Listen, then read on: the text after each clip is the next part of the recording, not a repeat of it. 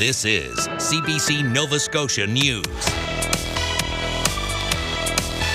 Tonight, soaring surveillance. Eastern Shore residents say they are being harassed by a drone operator. Fresh start. Shelter villages offer a warm change for some who are living in tent encampments. And digital donation. The United Way delivers used iPhones to those in need.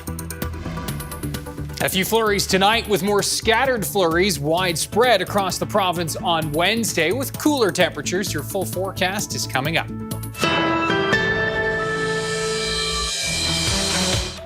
Good evening, and we begin with some breaking news this evening. A fatal weekend house fire in Lower Sackville that left a 6-year-old girl dead has now claimed the lives of 2 other children.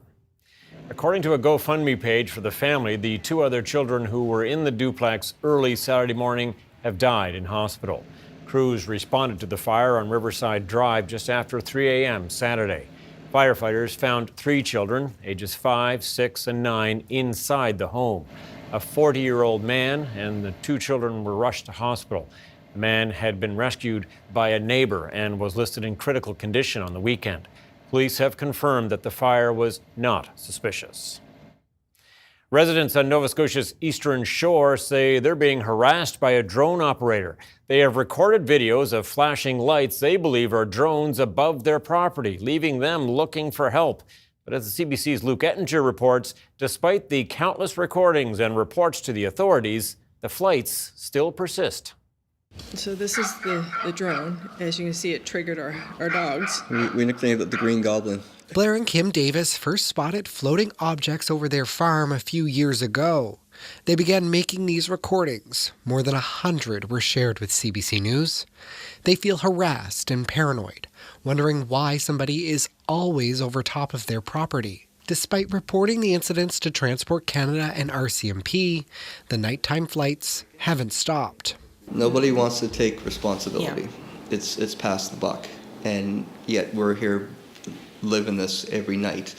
Now, I said if an individual that was, if the mayor had drones flying over his house, I bet you there'd be some action taken. But because I'm not as important, or that's the way I feel, that I'm not a high priority, but if someone with authority had this going on, it would be dealt with very quickly. Not all drones are made equal, and that really matters when it comes to enforcement, which can result in fines or jail time. This one is 249 grams. In Canada, drones weighing between 250 grams and 25 kilograms must be registered with Transport Canada. The operator also has to have a pilot certificate, always maintain a visual line of sight, and below 400 feet. You cannot fly near airports and other aircraft without the right license and permissions.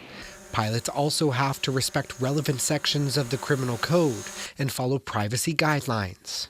Voyeurism, yes. Mischief, yes. Yep. Creating a nuisance, yes. Violating provincial municipal laws, yes. And particularly unnerving for Blair, a veteran who lives with PTSD. Transport Canada says it will use every tool at its disposal in an attempt to find an aircraft found to be operating in an unsafe and unlawful manner. The federal agency wouldn't comment on the specific case involving Blair and Kim Davis. Police also couldn't speak to it either, and they say the investigations are complex. For example, a pilot might not always be within the line of sight of the aircraft, making it harder to identify them. If it is simply illegal drone activity, that could be reported online to Transport Canada directly. However, if you believe there are criminal offences being committed, contact your RCMP immediately, and you can gather some of the information if you can. Drone color, drone identifying markers on it. Anything you can provide to officers certainly would be of big help. But the couple has been doing that, and they say the issue is of low importance to authorities. Christy Wilcox, who lives on the same laneway, agrees. It is disturbing. It's awkwardly disturbing, and it needs to be stopped. And I want to be able to enjoy my life peacefully and happily as possible. And, our neighbors, we have a great community here. And we all want the same thing, peace, happiness, successful with their own businesses and helping one another.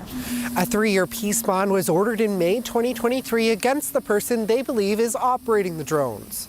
They believe the person has also been setting off fireworks and using firearms too, which Blair says is triggering for his PTSD. The peace bond, however, does not include the use of drones in the area. Luke Ettinger, CBC News, Halifax.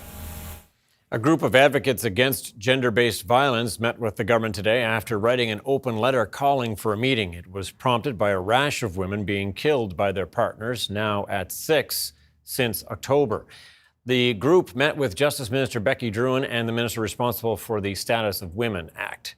Gwendolyn Brown, the executive director of the Empowerment for Hope Society, says the meeting went well, but Premier Tim Houston was notably absent. Not showing up and leaves us as survivors feeling like they don't care.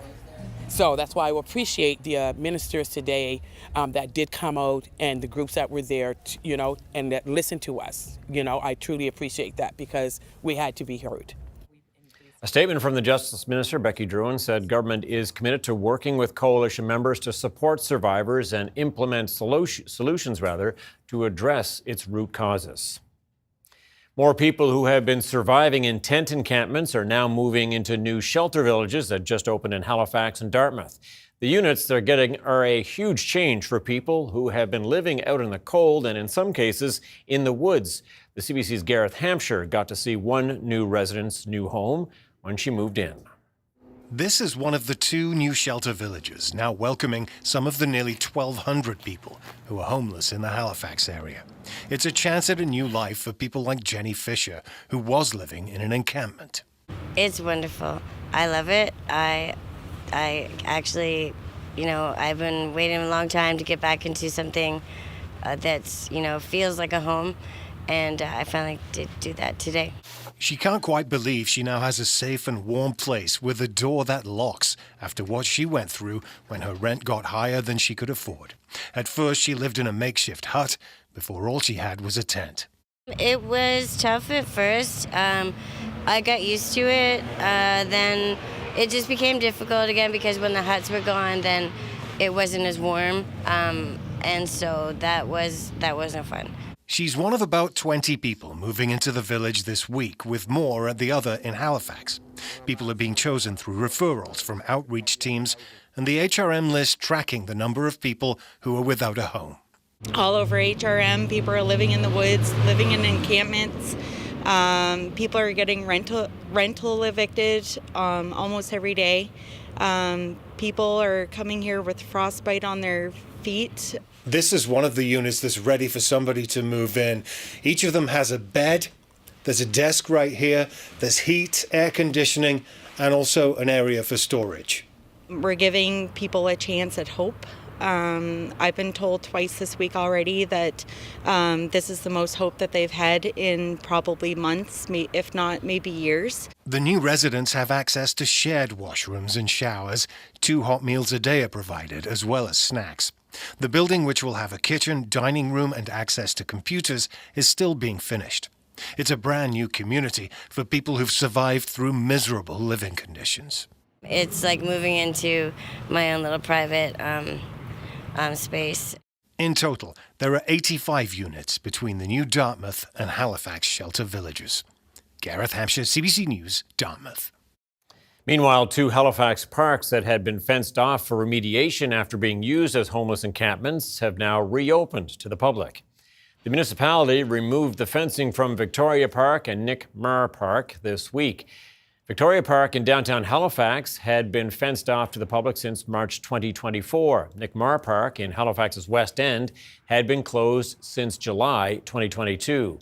HRM Director of Housing and Homelessness says the city staff will be monitoring the parks to make sure they don't become places for future encampments. Those sites are prohibited for tenting, so you can't set up a tent there. But if somebody does, we'll have a compliance officer that will come and visit, and they'll make sure that you can't be there, and they'll also make sure that that if you need help moving or you need storage, things like that, that they can connect you with one of our navigators or outreach staff to help you do that. The municipality says both parks experienced extensive damage from prolonged use and needed substantial remediation efforts.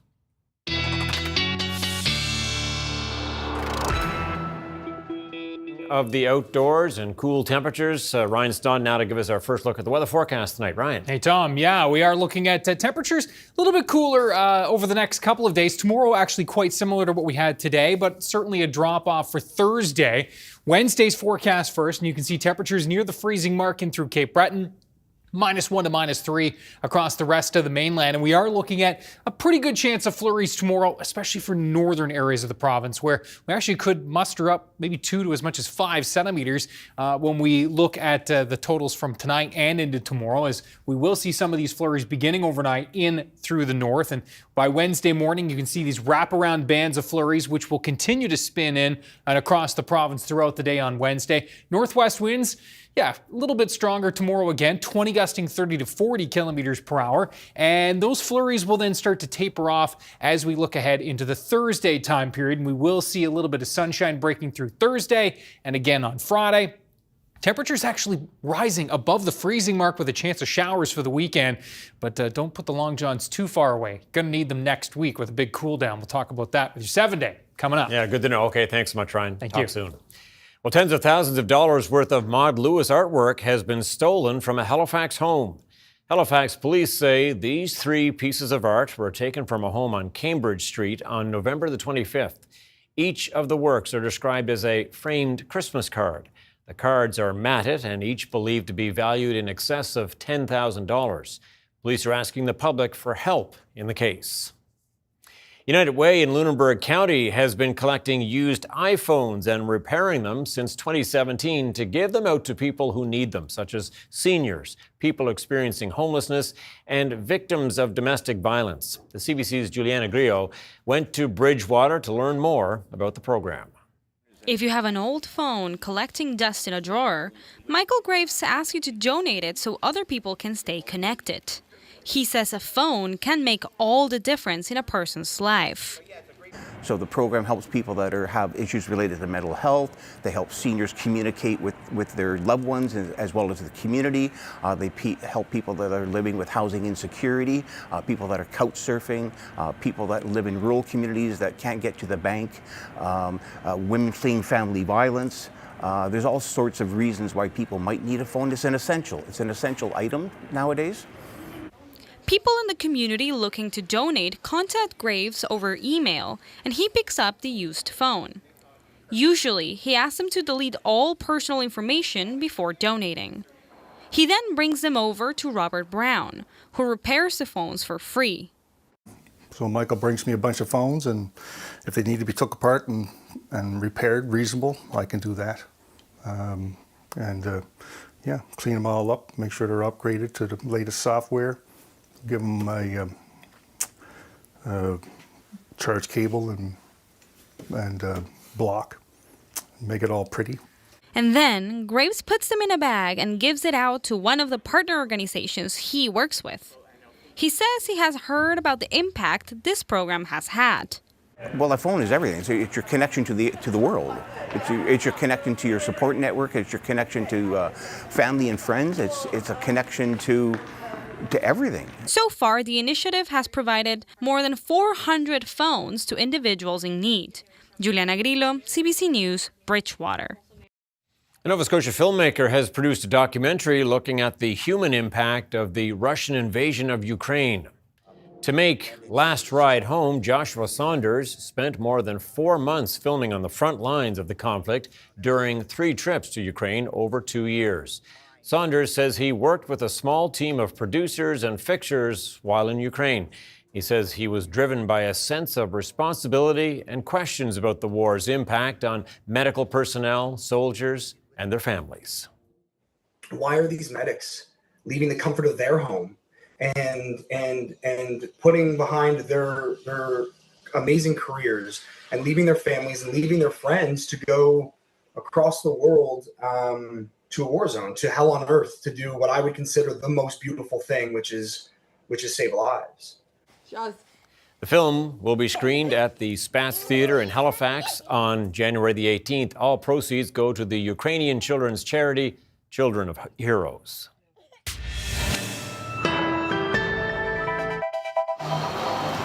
That is a shot of downtown Halifax for you as we get ready to head to the break. Ryan, busy working on that full weather forecast. We'll see you back here in just a couple of minutes.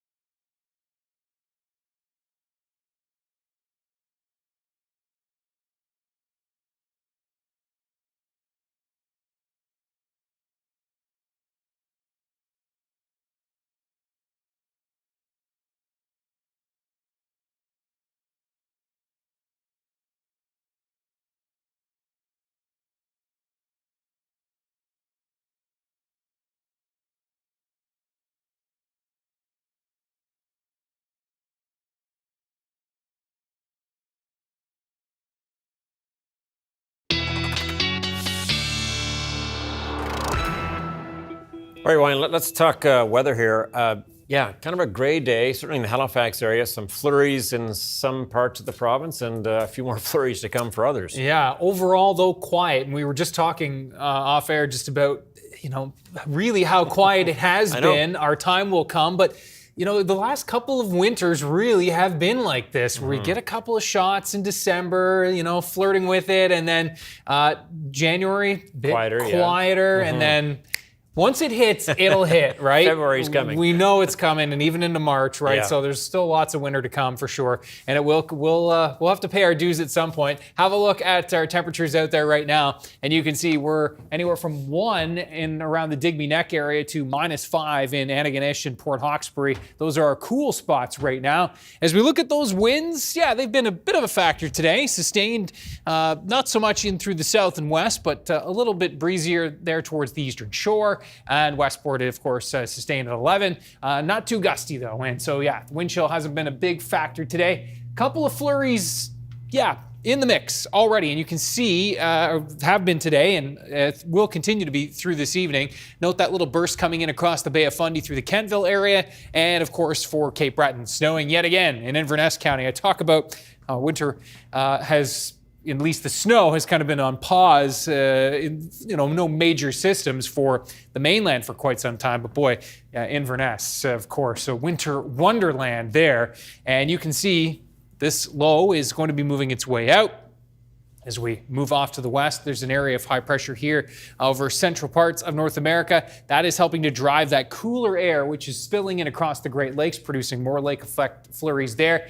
And that cooler air will be moving in for us to end the week. Not crazy cold, but certainly a bit cooler than what we have been seeing. Note there's that cold pocket, -10 in Regina, -20 in Winnipeg, and that's the cold air that's moving in. And you can see temperatures nice and mild here across Alberta and Vancouver at 6 degrees. Now, for tonight, temperatures are going to be dropping into the -5 to 10 range for most. A little bit milder here through the Yarmouth area. Those winds relatively light, -4s on the board across Cape Breton for tonight. Let's run you through the timeline. So there are those flurries. Forecast model doing a pretty good job with that. Also the flurries in through the western parts of the province tonight, where we could see a trace to maybe a centimeter or two locally here in through the west. And then for tomorrow, we're going to be seeing these bands of flurries wrapping in from north to south, and that will produce the possibility of a couple of more centimeters, particularly here through the northeast and into Cape Breton. That's going to be our best chance. Could see a trace of snow even here down into the south and west, however. Temperatures right near the freezing mark for Cape Breton tomorrow. Those northerly winds sustain near 20, gusting 30 to 40 kilometers per hour. In through central areas, a wee bit cooler. Temperatures anywhere from 0 to -3 for our daytime highs. And in the west, temperatures ranging between -1 and -3. So nothing to be too concerned about as you hit the roads overnight and into tomorrow morning. Again, this is our best chance of some accumulation overnight and into Inverness as well. And then throughout the day tomorrow, our best chance for some accumulation will be here across the Northumberland shore, additionally into Cape Breton, and also through the valley back down towards Digby and Yarmouth. Could see a trace, as we said, along the Atlantic coastline, but if you're traveling tomorrow, it's the northern half of the province that would be most likely to see some light accumulation. For Thursday, some sunshine back in the mix. Temperatures a bit cooler, overall -3 to -6, a little bit milder eastern shore into Cape Breton. And as we look ahead into the outlook, you can see a few of those flurries moving in from the Gulf into Cape Breton. That's our most likely culprit for some flurries on Thursday. Friday, similar story, some flurries spinning around through Cape Breton, but we will be likely seeing some sunshine in the mix. Looks like Saturday's cloudy. Some chances for drizzle and fog, late day showers, and then overnight showers as temperatures remain on the plus side into Sunday with those showers on tap. Still a lot of uncertainty on Monday. Is it a system or just a front that kind of brings in that cooler air? The one thing that is certain, it does look like temperatures are really going to be tumbling into early next week. So make sure you got the long johns ready to go. 'Tis the season. Okay, Ryan, thanks so much. Thank you. Coming up, Cape Breton Liberal MP Jaime Battiste has announced he wants to run in the upcoming Liberal leadership race.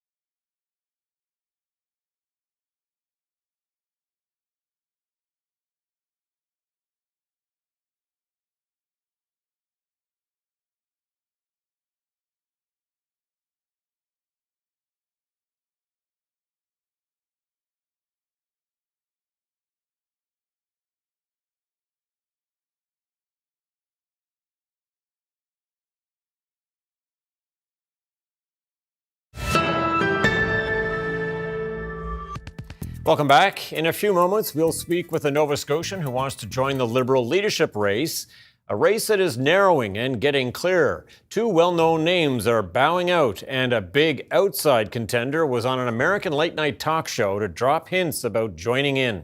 The CBC's Ashley Burke has the latest from Ottawa. A surprise late-night TV appearance to soft launch a high-profile campaign. He's a Canadian economist, former governor of the Bank of Canada and Bank of England. Please welcome to the program, Mark Carney. Sir! The former central banker who's rarely seen on Canadian TV, teasing his bid to become Liberal leader on the set of a popular American show with lots of Canadian fans. Have you offered yourself as leader? I just started thinking about it when you brought it up.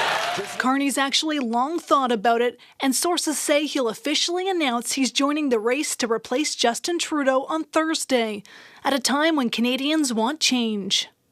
It's really difficult for a candidate to come in who is saddled with the policies that are on. But let's say the candidate wasn't part of the government. Let's say the candidate did have a lot of economic experience. Let's say the candidate did deal with crises. Let's say the candidate had a plan to deal with the challenges in the here and now. Carney's teasing he's running while Canada's industry minister is being frank. He's out. It was probably one of the most difficult decisions in my life, but I think it's the right one at the right time. Former BC Premier Christy Clark also making the decision not to run. She's blaming her lack of time to campaign and her French skills that need improvement. I came out and I supported Jean Charest. But this interview on CBC's The House, showing her lack of memory about joining the Conservative Party, could have done her in. You voted in the race, did you not? No, I didn't. And I never got a membership. And I never got a ballot.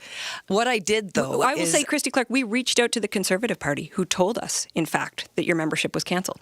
That leaves a lot of space for the youngest contender, House Leader Karina Gould, who sources say will announce her bid this week. I think it is extremely important that we have a younger voice in the race. Those who want to lead the Liberal Party have to declare their intentions by next week. Sources say former Deputy Prime Minister and Finance Minister Chrystia Freeland is expected to launch her campaign by Monday. Ashley Burke, CBC News, Ottawa. Jaime Battiste joins us from Eskasoni. Yes, sir, word that you want to run for the Liberal leadership and become Prime Minister came as a surprise to some political observers. Why are you doing this?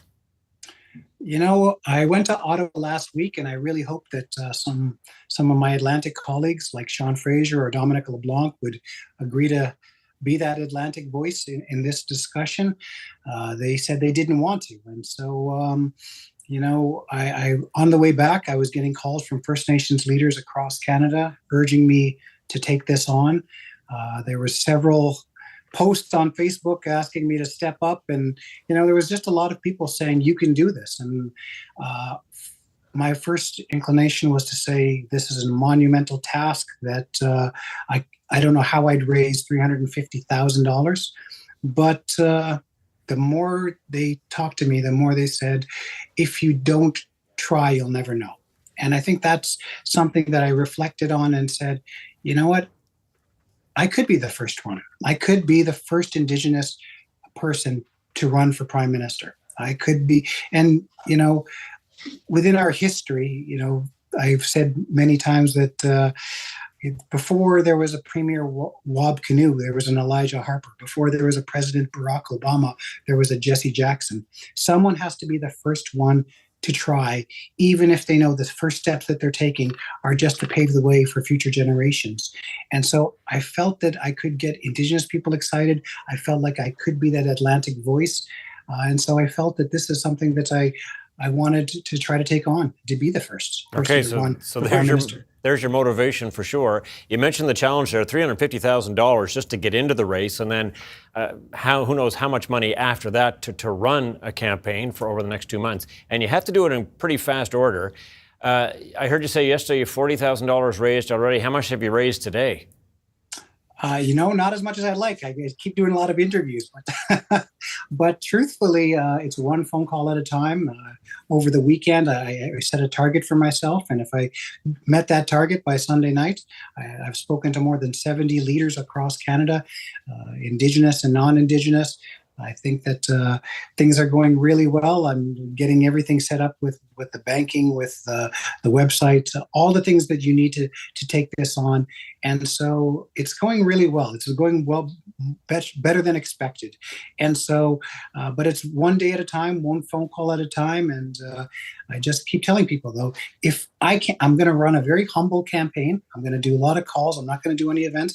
If I get donations of $500 to $1,000, if I don't hit this target and I don't hit the first targets, I'm going to send people their money back, minus their banking fees, and say, we gave it our best shot, but it just wasn't enough time. But I hear it's going to be installments, so maybe there's hope in the horizon. Okay. So how close are you to the 350? Just to have that on the record. I wouldn't know. I believe that my commitments are anywhere between 40 and 60,000 right now, but I can't. They're just commitments until they're actually in the bank account, which I have to set up. And you wouldn't believe how hard it is, even when you're trying to run for prime minister, to get a bank to make time for you. So if there's any banks out there, hey, listen, I've been trying for a few days. Okay, hopefully they're tuning in. You have to have a national network to get your name out there and get your face out there, to get people across the country to know who you are in just 2 months. Do you have much of a network? Do you have any MP support at all? So I've been traveling across the country with the Assembly of First Nations since I was on the Youth Council way back in the Kelowna Accord days with Paul Martin. I was there. I've got a network of former youth council, former regional chiefs from across this country, as well as I went to law school. I've got some pretty impressive law school friends. David Eby, I went to law school with. I've known Bob Canute for more than 20 years. I used to live in Saskatchewan. My parents were professors there for more than 30 years. I've got networks from across Canada, from the First Nations, but also from lived experiences. And whether I'm going to be able to channel that all those networks into 350,000, I don't know. But just from one day and one night of announcing, I've seen communities across the country saying that they're going to help me out. I had to laugh. I saw one community saying that they wanted to help me out and they were going to put on a fundraising bingo for me. So, these are things that last night was one of the better nights of my political career, just to see the outpouring of support that I'm getting. It's amazing. So the fundraising underway. What do you bring to leadership that Mark Carney or Chrystia Freeland do not? You know what? I want to keep my campaign positive. I appreciate Mark Carney. I appreciate Chrystia Freeland. I appreciate all these people who are in the race. What I want to be is an Atlantic voice. What I want to be is an Indigenous voice. I want to be a voice for the environment, human rights, social justice. And I think that what I'm bringing is just the ability to have collaboration with the premiers, with First Nations communities, with municipalities. I've always been collaborative in my approaches to leadership, and I think that it's not necessarily about what I bring that they don't. It's about who I am and what are the values I've grown up with. Would you kill the carbon tax? Listen, I'm an environmentalist at heart. I grew up in a Mi'kmaq community that we were taught that we're connected to our environment. We're not owners of it. We're not. It's not a commodity to be bought and sold. But listen, in Nova Scotia, we've seen fires, floods, hurricanes. We've seen record snowfalls. We have to be serious about the environment. But what I have committed is to the premiers that I've talked to, is that I will pause the increase on the carbon pricing until we have a First Minister's meeting on that. But what we have to be clear on this is if we take steps backwards on the environment and on carbon pricing, we also have to have the conversation about who's paying for the environmental catastrophes that are happening. Look at what's going on in Los Angeles. Look at what's going on in various parts of our country. Federally, we're picking up 90% of that tab for that. If they want to have a conversation that's serious about carbon pricing and what we do, we have to have a serious conversation about who pays for these catastrophes and how we cost share this. Okay, and we will have to leave it there. Mr. Battiste, thank you very much. Thank you for having me.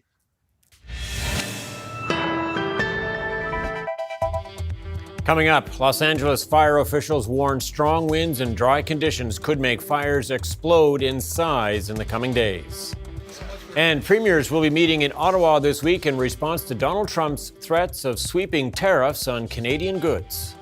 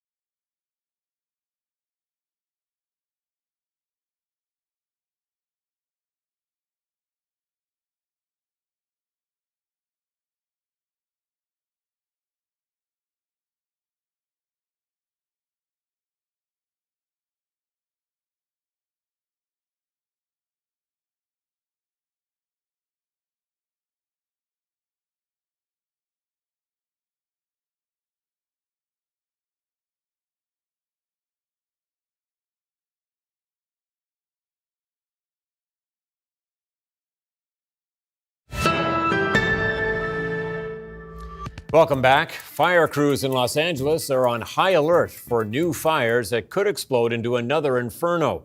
As Steve Futterman reports, intense winds remain the big worry. All day there was one overriding concern, the Santa Ana winds. Severe fire weather conditions will continue through tomorrow. The worst winds are predicted today for the late afternoon and into Wednesday. No one wants a repeat of this, the massive fires which have destroyed entire neighborhoods. Officials sent out the word today, all hands on deck. We are not out of this crisis yet. We still have another 24, 48 hours. Fire officials have put in place a specific strategy, positioning fire crews and engine companies in areas they believe to be especially vulnerable. For this significant wind event, we are taking an aggressive lean forward posture, and the LAFD has staffed all available resources, strategically placing fire patrols and engines in the unimpacted high fire risk areas in the city. There were also attempts to reach out to Los Angeles' homeless population, asking its help as well. As prepared as fire officials might be, predicting anything to do with weather is an inexact science, and many in Los Angeles today were worried. Harrowing, very difficult. My daughter's school burned down, so it's hard on the kids. As all this was taking place, there were some small bits of encouraging news. The largest of the fires, the Palisades fire, is now 17% contained, and the Eaton fire is now 35% contained. A new fire did break out this morning in Ventura County, north of LA. There were some initial evacuation orders, but firefighters were able to quickly get the upper hand. And for another day, investigators accompanied by cadaver dogs went to places where homes were destroyed, looking for remains. A week ago at this time, fires were raging here in Southern California, especially here in Pacific Palisades. Now fire officials are dealing with this new influx of winds. The next 24 hours will be critical. Steve Futterman for CBC News, Pacific Palisades, California. Less than a week before his inauguration, a newly released report says Donald Trump engaged in, quote, an unprecedented criminal effort to cling on to power after his 2020 election loss, and could have been found guilty of conspiracy and obstruction of justice if he had faced trial. Richard Madden has the details from Washington. Well, this long-awaited report was released overnight, and it's a bit of a long read, some 170 pages, where outgoing special counsel Jack Smith writes he had enough evidence to convict Donald Trump, and he defends his investigation against him. Now, Smith writes Trump abused his power, pressured state officials, and, quote, inspired his supporters to commit physical acts of violence when the votes were being certified on January 6, 2021, in a series of criminal efforts to cling to his presidency. Now, Smith resigned last week ahead of Trump's inauguration, and he denies Trump's accusations that the case was politically motivated, saying that is, quote, laughable. But Smith does acknowledge he had an uphill battle to begin with, citing the U.S. Constitution that bans the prosecution of a sitting president. Smith was also behind the eight ball to begin with. It took 2 years for the Justice Department to appoint him, which didn't give him a lot of time to build his case. And while much of his evidence was made public through hearings, reporting, and other investigations, the case never made it to trial. So now this whole report is, in a sense, moot, since Trump won the election and says he would have fired Smith anyway. Now, Trump has since hit back, saying Smith was, quote, deranged, and his findings were fake. Trump also set the tone a few days ago, anticipating that Smith's report would be made public. This was an attack on the Republican Party. This was an attack on the Republican candidate who just won an election by record numbers. Now, Trump has signaled he will pardon many of those convicted for crimes on January 6. But it's also worth noting Smith wrote a second chapter that gets into Trump's handling of classified documents. But a judge has blocked that from being made public, at least for now. So the outgoing Attorney General is heading to court to fight for its release.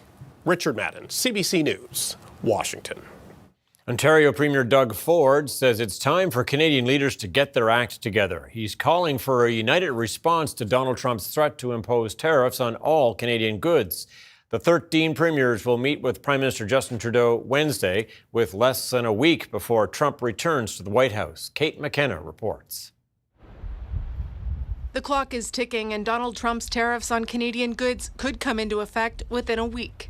It could cost 500,000 jobs. This is serious. It's unprecedented. Some provincial officials were out talking about the border, announcing measures to stop illegal drugs and immigration. It's Trump's big ask as premiers push the president-elect for a change of heart on tariffs. Today, we are here to announce taking some further and additional steps to enhance the integrity of the border. Saskatchewan promised to redeploy 16 officers for border surveillance. Quebec says it's boosting security here, an area known as the Swanton sector, where 19,000 people crossed illegally last year. With the RCMP, with the Sûreté du Québec, with different partners, there's around 800 resources on the ground each day to see the situation at the border, to respond to illegal crossing. But Trump seems determined to bring in tariffs on Canadian goods, seeming to ignore that the extra costs will likely be passed on to American consumers. He posted today he'll create an external revenue service to collect tariffs. The premiers say they're not giving up. Our commitment is to fight for your jobs. Our commitment is to ensure that through a period of political turbulence and economic uncertainty, that we protect your job and your ability to provide for your family. Today, the federal finance minister met with Doug Ford. They spoke about the national border plan and the new public safety minister, David McGuinty. I saw the plan for border security. It's phenomenal. As I said to Minister LeBlanc, have Mr. McGuinty get out there and start promoting it because it is a solid plan. Doug Ford also says Ottawa should come up with a stimulus package to help companies if the tariffs go ahead. He'll have the chance to make his case to Justin Trudeau directly when the premiers meet with the Prime Minister tomorrow in Ottawa. Kate McKenna, CBC News, Ottawa. There are reports that Hamas has accepted a draft agreement for a ceasefire in Gaza. The deal includes release of dozens of hostages. An Israeli official says details are being finalized. Sasha Petrusik has more. Officials from both Israel and Hamas have been in the same building in Doha, negotiating not directly, but through mediators from Qatar and also the United States, Egypt also. But this is the first time that they have been that close during these negotiations. The negotiations themselves are also close, though the mediators said that things are not necessarily going to happen the way people want them to, and maybe the optimism should be tempered a little bit. The talks that are ongoing now are on the final details of reaching an agreement. However, it's very important not to over or raise the expectations to a level that doesn't link to what's happening on the ground right now. It does look as though this is moving forward, and Israel is speaking as though this is much more likely to happen than in the past. Israel is prepared to pay a heavy price to get our people home, all of them, 98 remaining. Israel is prepared to pay a heavy price in the hundreds. Now, the hundreds he's referring to is how many Palestinian prisoners in Israeli jails here Israel is willing to release in exchange for the hostages. We don't know any of the final details that will be in this deal, but some things have been drifting out. First of all, that this will be a ceasefire that is implemented in stages. The first stage, 6 weeks, would see something like 32 to 34 Israeli hostages released. And in fact, 3 of these would come out on the day that the deal is signed, according to what's being talked about right now. Sasha Petrusik, CBC News, Jerusalem. Catherine, the Princess of Wales, is sharing some good news. She says the undisclosed form of cancer she was diagnosed with last year is now in remission. Earlier today, the princess visited the hospital where she underwent chemotherapy. She was diagnosed with cancer last spring after having abdominal surgery. Kensington Palace says Catherine wanted to show her gratitude to hospital staff. She chatted with cancer patients about how tough and challenging treatment can be. The princess also posted this on social media, saying, "It is a relief now to be in remission." A CBC News investigation has been looking into one of this country's most notorious immigration recruiters, a Toronto businesswoman who has been charging illegal fees to foreign workers in exchange for finding them jobs. This probe is part of a new CBC News series, Welcome to Canada, about immigration issues told through the eyes of people who've experienced them. Valerie Ouellette reports. A joyful dance from foreign workers, showing off their work permits, golden tickets to a new life in Canada. Stories like these are all over this recruitment agency's Facebook page. It's called Link for Staff. It's owned by Janet Mosquito. She claims to have helped hundreds of newcomers for a fee. But behind the happy pictures, CBC found a trail of broken dreams. Everything's a lie. John Kizo wishes he'd never met her. In March 2023, the international student says he paid the recruiter nearly $3,000 to help him find a job and work permit.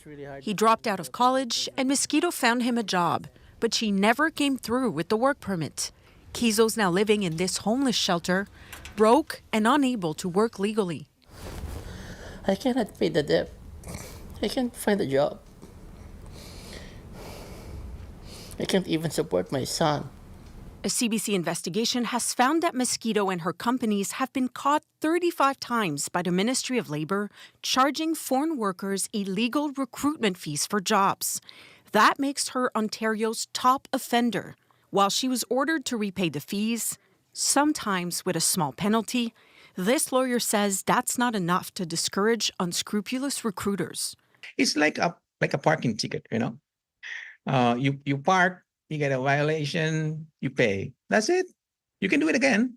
Under provincial law, repeat offenders can be charged and face jail time. CBC asked the ministry why they haven't pursued Mosquito. They did not answer, but said they will soon introduce tougher measures, including naming and shaming dishonest immigration representatives. Thank you for calling Link 4 staff. Meanwhile, Mosquito's company is still open for business. CBC tried contacting her multiple times for comment, but... Hello, I'm calling from CBC News. They hung up. Valérie Ouellet, CBC News, Toronto.